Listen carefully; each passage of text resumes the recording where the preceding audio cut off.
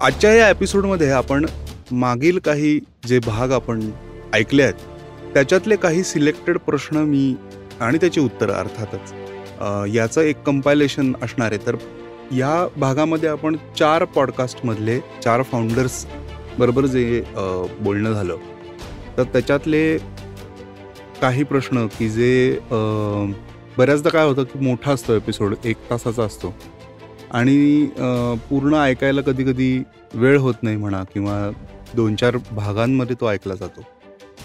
तर त्यापेक्षा एक थोडंसं डिस्टिल्ड व्हर्जन ज्याला आपण म्हणतो किंवा एकदम इम्पॉर्टंट काही गोष्टी ज्या फाउंडर्सनी सांगितलेल्या आहेत तर त्याचं कंपायलेशन आपण या एपिसोडमध्ये पाहणार आहोत. म्हणजे वेगळा प्रयोग करतोय तर तुम्हाला तो कसा वाटतोय तेही तुम्ही नक्की कळवा. पण त्याच्या आधी मला कालच मी गोष्ट ऐकली आणि ती असं मला वाटलं की थोडीशी ॲप्ट आहे आपल्या ऑडियन्ससाठी किंवा ओव्हरऑल स्टार्टअप फाउंडर्ससाठी म्हणा. तर ती गोष्ट अशी आहे की एका विद्यापीठामध्ये एक एक्सपेरिमेंट चालू होता. त्या एका खोलीमध्ये 5 माकडं होती आणि तिथे एक शिडी होती. वरती एका बाउलमध्ये किंवा बास्केटमध्ये केळी ठेवली होती. तर आता माकडं बेसिकली शिडीवरती चढून ते केळं घ्यायचं हे त्यांना माहिती होतं किंवा ते त्यांना कळत होतं की वरती केळी आहेत, खाण्याची गोष्ट आहे. तर आपण जाऊन चढू. तर त्यांची ती चढाओढ चालली होती केळी घेण्यासाठी. फक्त याच्यात त्यांनी आता गंमत अशी केली की माकड शिडीवरती चढायला लागलं की वरून ते जोरात पाण्याने त्याच्यावरती फवारा मारत होते. मग हे सगळ्या माकडांना 2-3 वेळा झाल्यानंतर त्यांच्या लक्षात आलं की अरे आपण केळी घ्यायला गेलो शिडीवरती की इथे जोरात पाण्याचा मारा होतोय. तर आपण हे करायला नको. असं म्हणून ती गोष्ट शिकतात. आता मग एक्सपेरिमेंट इथे खरी चालू होते, की आता हे बिहेवियर त्यांचं लर्न झालं त्या 5 माकडांचं.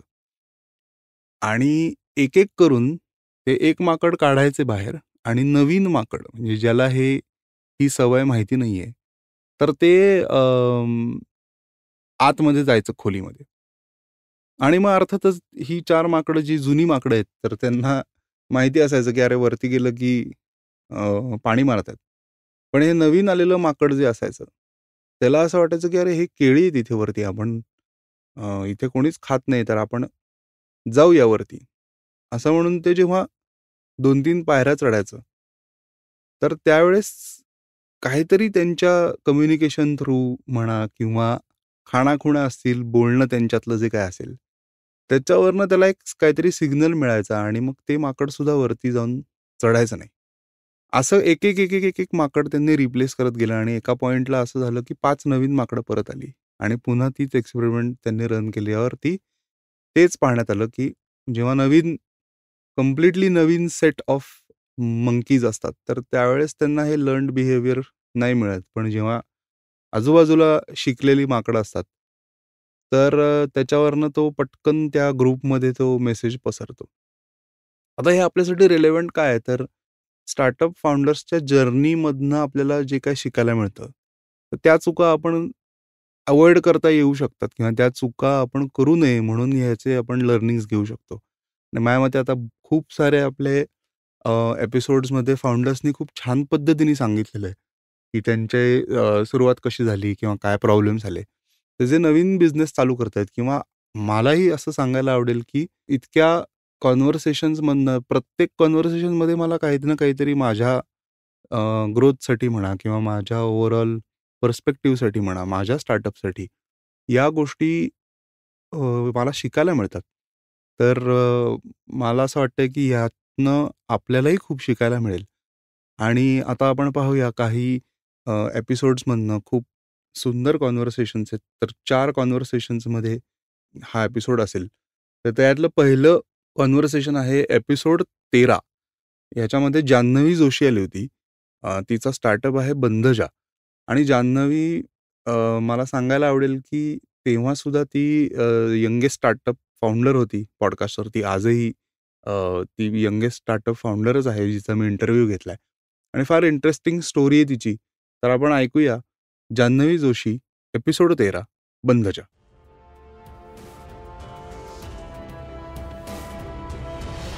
हे प्रोडक्ट जसे तू डेव्हलप करत गेली आहेस तसे आता समजा ह्या पुढच्या वर्षी किंवा 1-2 वर्षामध्ये तुझ्या डोक्यात काय आहे आणि तू प्रोडक्ट रिसर्च जो आहे त्याच्यामध्ये एनहान्समेंट करायच्या दृष्टीने, तर त्याच्याकडे तू कसं अप्रोच करते की how are you researching about fabric किंवा तुझी बनवायची पद्धत कशी चेंज होत गेली ह्याच्याविषयी सांग.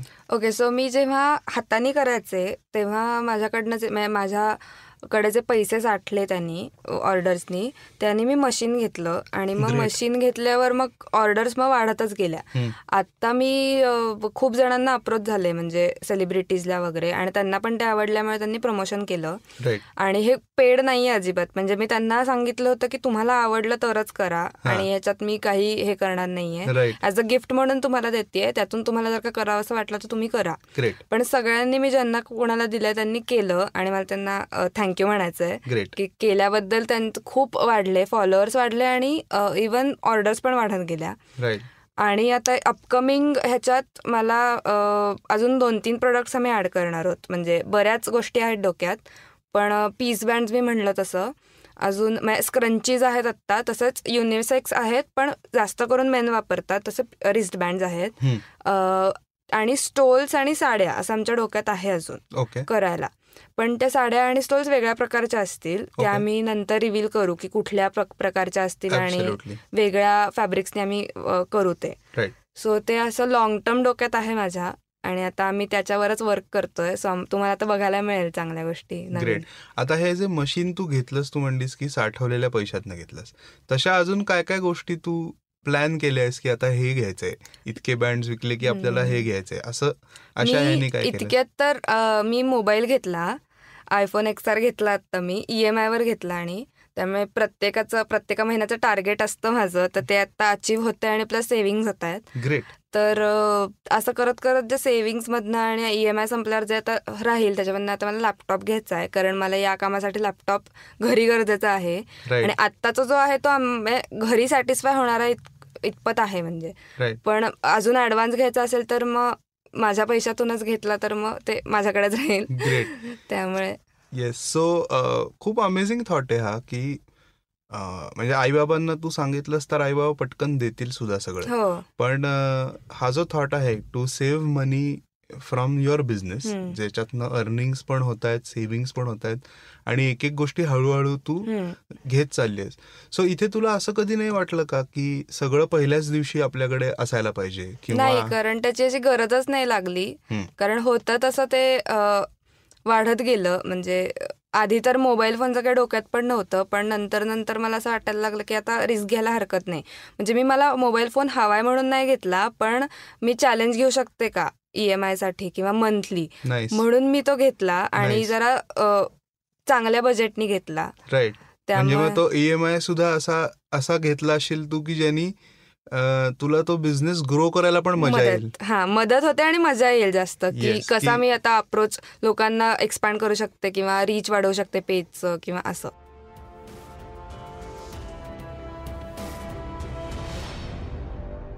यानंतर आपण ऐकणार आहोत एपिसोड 44 मध्ये सायली बघलीशी मारलेल्या गप्पा.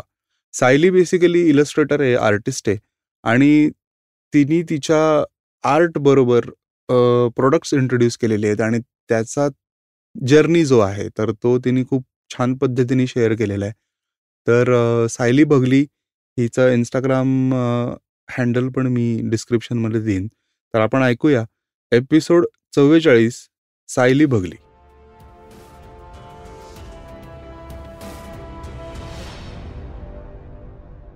मी तुला सांगितलं तसं मला गोष्टी सांगायला आवडतात मुळात, आणि प्रत्येक लग्नाची ना एक गोष्ट असते, म्हणजे ती कांदे पोहे असोत किंवा मग पळून जाऊन लग्न केलं असोत किंवा मग घरच्यांना काय म्हणू आपण मनवण्याच्या दृष्टिकोनातनं लव्ह कम अरेंज्ड असो.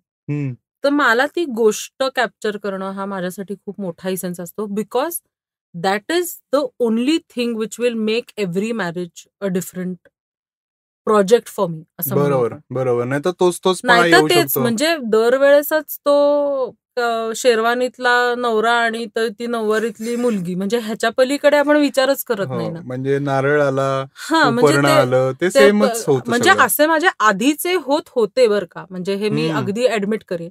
पण आता त्याच्यात अगदी खूप ट्विस्ट आलाय छान, की त्याच्यात मुलगी अलिबागची आहे, मुलगा मुंबईचा आहे. मग आपण फेरी दाखवू शकतो का? अलिबागची आहे तर दाखवायला. बरोबर बरोबर. मासे दाखवू शकतो का? गेटवे ऑफ इंडिया आणू शकतो का? त्यांना आवडणारा वडापाव आणू शकतो का तिला आवडणारी स्पॅगेटी आणू शकतो का? बरोबर. ह्या गोष्टींचा जेव्हा आपण विचार करतो तेव्हा ते एक चित्र त्या स्पेसिफिक कपलसाठी होतं. आणि अशी मला वाटतं माझ्याकडे, म्हणजे ह्या धर्तीवरची आता I have told more than 200 stories. Nice. आणि मला असं वाटतं की या 200 पैकी 150 लोकांनी तरी ते इन्व्हाइट फ्रेम करून घेतलं असेल, किंवा 200 सुद्धा. मला खूप लोकांनी सांगितलं की आम्ही हे कसं असतं ना, 3 रुपयापासून ते 6 रुपयापासून ते 150 रुपयापर्यंतच्या पत्रिका आज सुद्धा अप्पावळवून चौकात आपल्याला पाहायला मिळतात. बरोबर. The choice ultimately is of the customer, why he chooses to come to me. Correct. म्हणजे आणि जर ते माझ्याकडे येणार असतील तर दे नो की ही मुलगी काहीतरी प्रीमियम ऑफरिंग आपल्याला देते, बरोबर, ज्याचेही व्यवस्थित पैसे लावते. बरोबर. म्हणजे तिथे हे बघ, आज साडी घ्यायला गेलो तर आपण 25,000 आज मागे पुढे पण बघत नाही. खरंय. पण जेव्हा माझ्याकडे एवढेच का तुझे चार्जेस, मला वाटले नव्हते.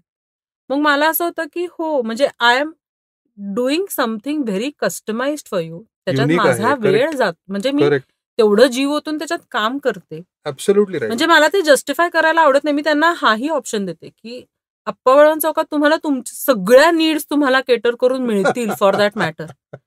पण तुम्ही तिकडे न जाता जर माझ्याकडे येत असाल तर प्लीज बेअर इन माइंड की आपण काहीतरी वेगळं करणार आहोत. बरोबर. That is not a मिअर DTP job for me. Correct. त्यामुळे माझ्याकडे खूप लोक खूप वेळ काढून सुद्धा येतात. म्हणजे आत्ताची जी माझी चालू आहेत ना कामं, ती डिसेंबरच्या लग्नाची आहेत. ती प्रोसेस असते ना की तुमची गोष्ट तुम्हाला कशी सांगायची, खूप त्याच्यात अँगल असतात. म्हणजे आपण जर म्हणलं ना की तुला खायला काय आवडतं आणि त्याच्यात त्यांनी 5 गोष्टी दिल्या असतील, पण हे पत्रिकेत घालायचं का नाही हे मी जरा विचार करून सांगतो की थांबलं ना काम माझं. बरोबर. अप्रुव्हल्स असतात, डिस्कशन असतात. त्याच्यात थोडंसं परत हा अँगल नाही आवडलाय, आपण वेगळ्या पद्धतीने करून बघूया का, टू अँड फ्रो असतं. बरोबर. त्यामुळे लोक माझ्याकडे वेल इन ऍडव्हान्स येतात ह्या गोष्टीला की मला हे असं छान करून हवंय अशा ह्याने. करेक्ट. आणि तो वेळ जस्टिफाईड असतो त्याला, लागणारा वेळ. करेक्ट. म्हणजे आपल्याला बोर झालंय म्हणून आपण काम करत नाहीये. बऱ्याच आर्टिस्टच्या बाबतीत लोकांची समजत असते की आर्टिस्ट जरा तरेवाईक असतात. आणि आर्टिस्टला ना, हे बघ, मला असं कायम वाटत आलंय की आपल्याला पण by end of the day वीज बिल भरायचंय, फोन बिल भरायचंय, 100% इंटरनेट बिल भरायचंय. त्यामुळे तुम्ही तुमच्या मौजेसाठी केलेलं काम निश्चित करा, त्याचं तुम्ही मूल्य लावू नका. पण घर चालवायला एक ठराविक रक्कम जी तुमच्या डोक्यात असते ती आधी कमवलीच पाहिजे आणि त्याच्या पुढे तुमचा छंद जोपासा, आवर्जून जोपासा. करेक्ट. पण हे गणित एक फ्रीलान्स आर्टिस्ट म्हणून मला आत्ता जमू लागलंय.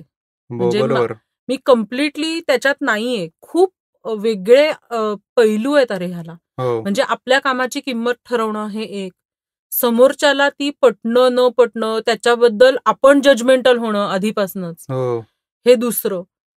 म्हणजे पैसे मागता येणं ही तिसरी गोष्ट. झालेल्या कामाचे पैसे घेऊन येणं ही पण एक वेगळीच गोष्ट आहे बरं का ह्याच्यात.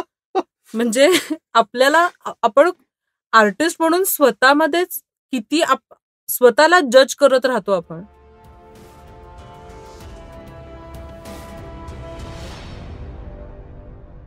यानंतरचं कॉन्व्हर्सेशन आहे आदिती बरोबर. Episode 54, episode 54. आदिती रिचरखा नावाचा जो स्टार्टअप आहे किंवा सस्टेनेबल लिव्हिंगचे प्रोडक्ट्स आहेत तिचे, रिसायकल्ड प्लॅस्टिक बॅग्स आणि इतर अनेक लक्झरी प्रोडक्ट्स ती बनवते. तर तिच्या स्टार्टअप जर्नीविषयी मारलेल्या गप्पा आहेत. त्याच्यातले 1-2 प्रश्न आपण आता पाहूया.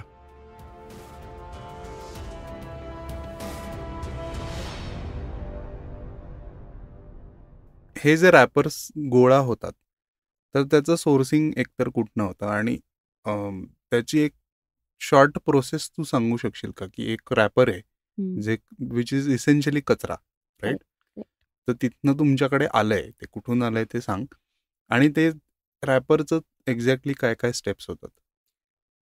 तो सगळ्यात महत्वाचा आणि सगळ्यात अवघड पॉइंट तोच होता, की हे कचरा जो आपल्याला इकडे तिकडे पडलेला दिसतो, तो इथे कसा आणायचा? कारण की तो कंटॅमिनेटेड असतो. सो तो तिथला पडलेला आपण घेऊच शकत नाही. त्यामुळे तो आउट ऑफ द क्वेश्चन होता. मग दुसरं हे होतं, की वेस्ट पिकर्सना ट्रेन करावं, की त्यांनी डंपमध्ये टाकण्याच्या आधी, लँडफिलमध्ये टाकण्याच्या आधी काही रॅपर्स आम्हाला द्यावेत, प्लास्टिक बॅग्स आम्हाला द्यावेत. सो ते ट्रेनिंग आम्ही सुरू केलं वेस्ट पिकर्स बरोबर. पण वेस्ट पिकर्सकडे पण येणारा जो कचरा होता, तो आपल्यासारख्या घरातल्या लोकांनी टाकलेला, मिक्स केलेला जर कचरा त्यांच्याकडे गेला, सेग्रिगेट न केलेला, तर तो पण आम्ही वापरू शकत नव्हतं, कारण तोपर्यंत तो पण कंटॅमिनेट झालेला होता. सो हे इतकं अवघड होतं सुरुवातीला. आम्ही त्याच्यात खरंच ऑलमोस्ट 1-1.5 वर्ष आमचं त्याच्यात वेस्ट सोर्स कसं करायचं ह्याच्यातच खूप आमचा वेळ गेला. मग आम्ही सुरू केलं अवेअरनेस जनरेशन. मग आम्ही लोकांनाच डायरेक्ट सांगायला लागलो, की तुम्ही कचरा जो टाकताय तो सेपरेट करूनच टाकला पाहिजे. आणि मग त्याच्यातनं आमचा NGOचं निर्माण झालं, जो आमचा एक माय इको सोशल प्लॅनेट म्हणून एक नॉन प्रॉफिट ऑर्गनायझेशन आहे. सो ज्याच्यातनं आम्ही हे अवेअरनेस कॅम्पेन्स करतो, की ऑर्गॅनिक वेस्ट सेपरेट ठेवा, त्याचं कॉम्पोस्टिंग करा. तो जर ड्राय वेस्टमध्ये मिक्स झाला तर त्या ड्राय वेस्टचं रिसायकलिंग, अपसायकलिंग काहीही होऊ शकत नाही. असं करून मग लोकांपर्यंत तो पोचवायला लागलो, की मग कलेक्शन प्रोसेस सुरळीत व्हायला लागली आणि बरेच लोक आम्हाला स्वतःच पाठवायला लागले त्यांचं वेस्ट. सो आता मोर देन 70% जे वेस्ट आहे ते लोकांनी पाठवलेलं त्यांच्या घरी स्वतः सेग्रिगेट करून, सॉर्ट करून, स्वच्छ करून, कुरिअरनी, स्वतःच्या खर्चानी किंवा स्वतः येऊन ऑफिसला पुण्याच्या आणि मुंबईच्या लोक आणून देतात. सो आम्ही कायम सुरुवातीपासून तेच म्हणायचो, की आम्ही येऊन कचरा उचलणार नाही, कारण तो तुमचा कचरा आहे. अवेअरनेस मुळे किंवा ओव्हरऑल कम्युनिकेशनमुळे हा किती मोठा इम्पॅक्ट झालेला आहे, ज्याच्यातून तुम्हाला रॉ मटेरियल सोर्सिंगचा प्रॉब्लेम बेसिकली सॉल्व्ह झाला असं म्हणण्यापेक्षा त्याचं तुमचं हेडेक थोडंसं कमी झालं असं मी म्हणेन. सो आता हा कचरा तुमच्याकडे आला, तर ह्याच्या पुढे काय होतं? सो जो आपल्याकडे वेस्ट येतं, तर पहिलं तर आम्ही लोकांना सांगतो, की अजून तुम्ही क्रिएट करू नका. We want everybody to go to a zero waste lifestyle. त्यामुळे कमीत कमी कचरा करा. तो कमीत कमी जर झालाच तर तो तुम्ही आम्हाला द्या. मग तो आपल्याकडे आल्यावर त्याची एक फर्स्ट लेवलचं सॉर्टिंग होतं, कारण कधी तरी सुद्धा लोक खराब वेस्ट पाठवतातच. सो ते सॉर्टिंग पुण्यालाच होतं. मग हे सगळं वेस्ट आम्ही आमच्या ट्रायबल गावांमध्ये पाठवतो, जिथे ते वॉश वगैरे करून सॅनिटाईज केलं जातं, परत इको फ्रेंडली डिटर्जंट्स वापरून. आणि मग ते एका कटिंग प्रोसेसमध्ये जातं. आणि कटिंग पण आपण नुसतं कात्री वापरून करतो, कुठेही श्रेडर्स किंवा मशीन्स वापरत नाही. कात्री वापरून त्याला एका विशिष्ट प्रकारे कट केलं जातं आणि मग चरख्यावरती त्याचे रीळ बनवून हँडलूमवरती ते विणल्या जातात. सो साधारण एखादी आपली ऑफिस टोट बॅग जर आपण बघितली, त्याच्यामध्ये साधारण 40 ते 50 वेगळे रॅपर्स आणि कॅरी बॅग्स वापरले जातात. सो ती तशी प्रोसेस आहे. सो तशी एक ऑफिस टोट बनवायला जर आपण वेळ कॅल्क्युलेट केला तर साधारण 1.5 ते 2 दिवस मॅन डेज लागतात. सो लेबर इंटेन्सिव्ह पण आहे आणि इको फ्रेंडली पण आहे, कारण प्रोसेस पण इको फ्रेंडली. आपण इलेक्ट्रिसिटी लागतच नाही कुठेच. इथे आता ओव्हरऑल एम्प्लॉयमेंट जनरेशनचा पण मला बरंच अँगल दिसतोय. तर ओव्हरऑल कसं प्ले झालेलं आहे आतापर्यंत, किंवा किती लोक काम करतात, किती एम्प्लॉयमेंट जनरेट झाली. म्हणजे अगदी प्युअर नंबर्स नसतील तरी सुद्धा आपण एक बेसिकली व्हॉल्यूमचा जर का अंदाज लिस्नर्सनं दिला तर that will be great. So जसं मी सुरुवातीला म्हणाले, हँडीक्राफ्ट ही सेकंड लार्जेस्ट इंडस्ट्री होती, एम्प्लॉयर होतं इंडियामधलं. तेच आपण परत करायचा प्रयत्न करतो. म्हणून जिथे पॉसिबल आहे सगळीकडे मॅन्युअल लेबरच वापरतो आणि मशीन्स खूप कमी, म्हणजे ओन्ली स्टिचिंगसाठी जे मशीन्स लागतात तेच, आणि बाकी तर चरखा, हँडलूम आणि सिझर्स, एवढ्या 3च मशीन्स आहेत. नाईस. आता आपल्याकडे एक 40 प्लस लोक आर्टिसन्स आहेत वाव. जे काम करतात हम्म. विथ इन द विलेज, दोन्ही गावांमध्ये आणि पुण्यातल्या ऑफिसमध्ये काही जे स्टिचिंग आणि हेल्पिंगचं काम होतं त्याच्यामध्ये असे 40च्या वरती लोक आता आपल्याकडे फुल टाइम रोजगार त्यांना मिळतो. आता इथे जे ऐकतायत त्यांना समजा इंटरेस्ट असेल to help you out in something some way, हं. तर काय करता येईल? म्हणजे मला तर असं बॅग बनवायची खूप इच्छा आहे असं जर लोकांना वाटत असेल तर त्यांनी कुठे माहिती घ्यावी किंवा काही पेजेस आहेत का की जे त्यांनी फॉलो करावेत? मी म्हणेन की तुम्ही वेगळ्या वेगळ्या तऱ्हेने आम्हाला मदत करू शकता. म्हणजे सगळ्यात पहिल्यांदा तर स्वतःचं बिहेवियर चेंज करावं आणि प्लास्टिक फ्री लाईफस्टाईल जगावी. So that is the first help you can do to Reach Earth and to the planet. Secondly तुमचे जर रॅपर्स वगैरे काही वेस्ट जनरेट होतच असेल ते आम्हाला पाठवू शकता तुम्ही. तिसरं तुम्ही आम्हाला जॉईन होऊ शकता. We need volunteers all the time. आम्हाला इंटर्न्स, व्हॉलंटियर्स आणि फुल टाईम एम्प्लॉईजची कायम गरज असते. कारण की आमच्या NGOच्या थ्रूसुद्धा खूप वेस्ट मॅनेजमेंटचं काम सुरू आहे. काही नॅशनल पार्क्समध्ये काम करतोय, ताडोबामध्ये आत्ता काम करतोय आम्ही. तिथे एम्प्लॉयमेंटची गरज आहे, फुल टाईम एका एम्प्लॉईची गरज आहे ॲक्च्युली. आणि खूप असं सगळं चालू आहे. So you can join us in that way. आणि अदर वे तुम्ही करू शकता इज आम्हाला विकण्यासाठी हेल्प करू शकता जगभर. जशी एक आमची आता ती एम्प्लॉईज झाली, पण जेव्हा ती सुरुवातीला जॉईन झाली होती आम्हाला she wanted to sell our products in Netherlands, कारण की ती नेदरलँड्सला तिच्या पर्सनल रिझनमुळे मूव्ह होणार होती. पण मग तिला आपलं काम इतकं आवडलं की she join full time with Reach Earth आणि आता ती नेदरलँड्सचा आपली ब्रांच ती सांभाळते. नाईस. सो मी म्हणेन की स्वतः सुरू करणं हा एक ऑब्व्हियसली ऑप्शन असतो, पण एक एक्झिस्टिंग ऑर्गनायझेशनमध्ये तुम्ही जर जॉईन झालात आणि ग्रोथमध्ये मदत केली बरोबर. तर it will be a much better option, much better way to help us.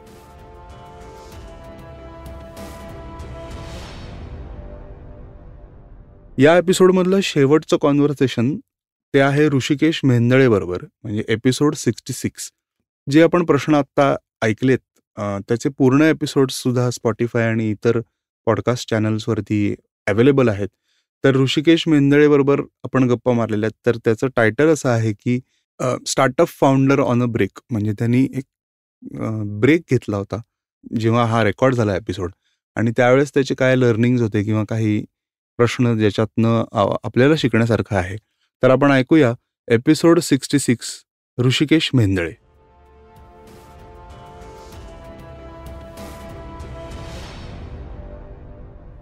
Definitely हे मागे वळून बऱ्याच गोष्टी इव्हॅल्युएट किंवा बघितल्या असशील तू.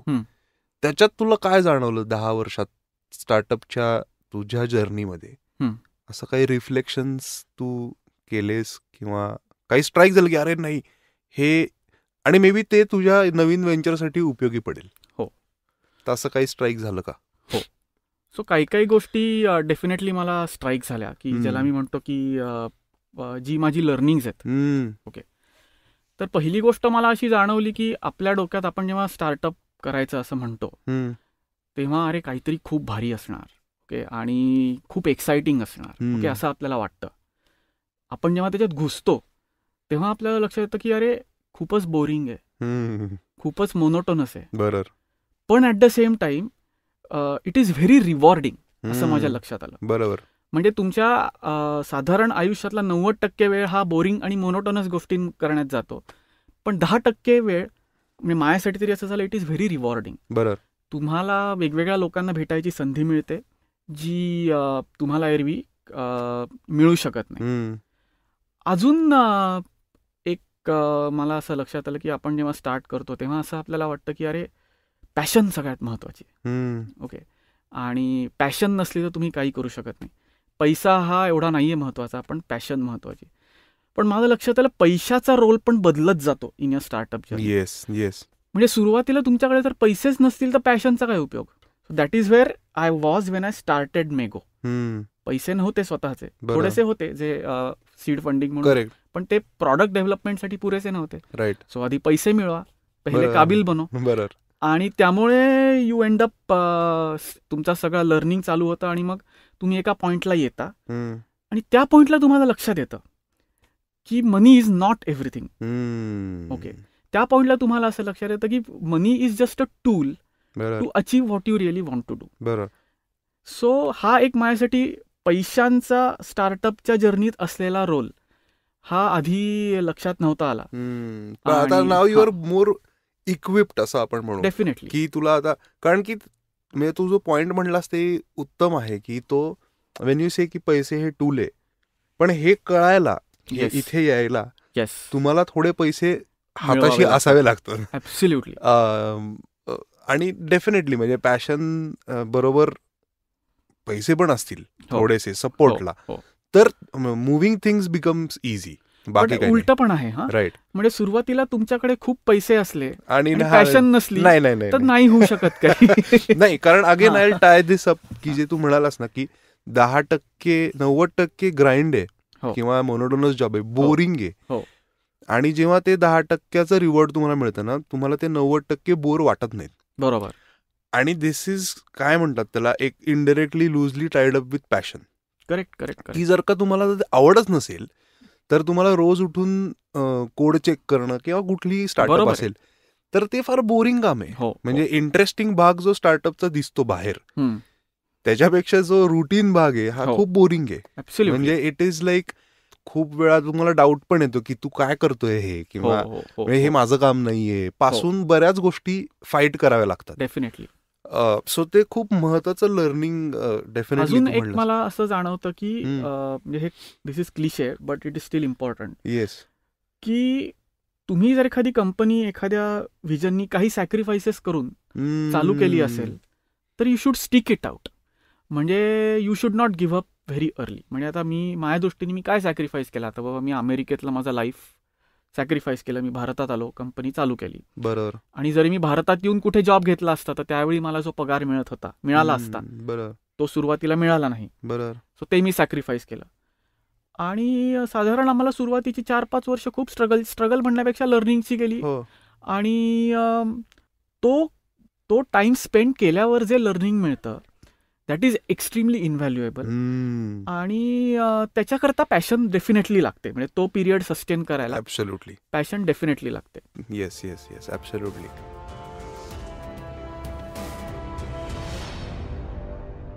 तर मंडळी, आत्ता तुम्ही रिकॅपचा एपिसोड ऐकलात.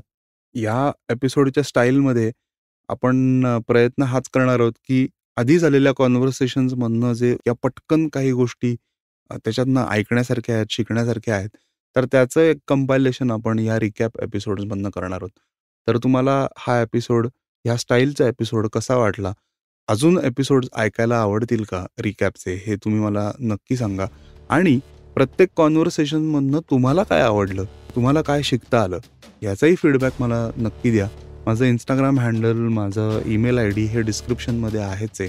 आणि तुम्हाला मदत करायला, तुमच्या स्टार्टअपविषयी बोलायला तुम्ही नक्की या पॉडकास्टवरती कधी पण येऊ शकता. एक प्रश्न मला कायम विचारला जातो की गेस्टकडनं तू काही मानधन घेतोस का? तर अजिबातच नाही. आपल्याला कुठला स्पॉन्सरही नाही आहे आणि गेस्टकडनं सुद्धा मी कुठलेही पैसे घेत नाही. आपला स्टुडिओमध्ये रेकॉर्डेड पॉडकास्ट असतो. मला इथे नक्की एक शाउटआउट द्यायला आवडेल. माझा मित्र सूरज, तो एपिसोड 1 पासनं सगळे एपिसोड्स रेकॉर्ड करतोय, एडिट करतोय. तर थँक्यू सूरज. आपण असेच अजून पॉडकास्ट करत राहू. भेटूया पुढच्या मंगळवारी. तोपर्यंत राम राम.